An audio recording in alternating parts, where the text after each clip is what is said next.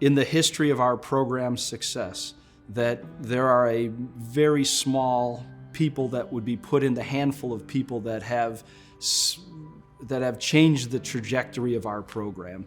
And Mark is one of those few people. Kids will always ask me, now that we've been doing this a long time, you know, who would be your starting 11? You've coached all these players. Who's your starting 11? And I always say, every time, I would start with Mark. He'd play in the middle of the park, and he'd be the captain of that team. Yeah, he was productive on the field, but it's his leadership ability, his ability to form and then drive a team is really unmatched. Mark's always been the type of guy that you've always wanted on your team. You loved when he was on your team, but you hated playing against him. Mark just didn't want to lose. He never wanted to lose, and you could see that in his play. Like I said, if he got fouled or he got knocked down, you know, he would be mad, but he'd get right back up and he would just keep coming.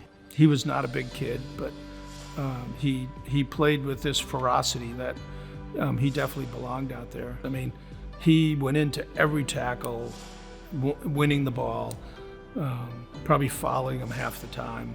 There was a nastiness, a feistiness about the way that he played. I believe it changed our program, and it took us a long time to get over the hump to win our first championship. And I really think that fight that Mark possessed was something that other people saw, and it really was one of the things that helped us to get over that hump and to win. Mark represents the new era, you know, that Mike and I have been waiting for. Why is Mark first?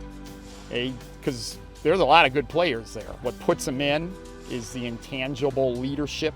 I think we became best friends outside of soccer because we are complete opposites of each other, except for the fact that we both like to win. This guy would run through walls playing this sport. He drove us forward in that way, but he also drove us forward as a vocal leader on the team, and he was a guy that was really just like the heart and soul of any team that he was on, because he gave that energy every single time.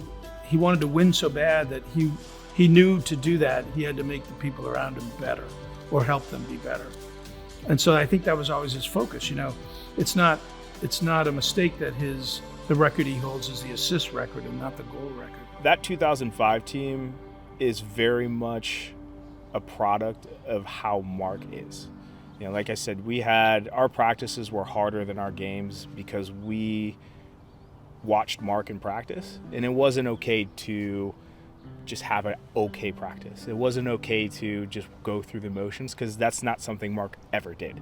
I think that's what separates Mark from everybody else, is that ability to always show up and always give it 110%. I see him as a father, and you know, he the way he is with his daughters is very much how he was with soccer. You know, he loves them 110%. You think about this ferocious, you know, intense male soccer player, and he is blessed with 4 daughters who he absolutely just embraces everything that they are and everything that they need. He has just blossomed as an adult. I mean, he is one of the best men I know. I had some people who had really helped not just ignite my passion, but also help me learn, because I knew that I wanted to learn and get better. I was being challenged and I was being pushed, and I was, you know, a young kid with a lot of responsibility on the field, but I liked it. And at the same time, I was playing they're still my 2 best friends now, Justin Morrow and Barry Rice. I've been very fortunate in life to have, you know, a good family, a good background, and been blessed growing up and going to college and where I'm at now. And so my daughters are young still. My oldest turns 6 next month.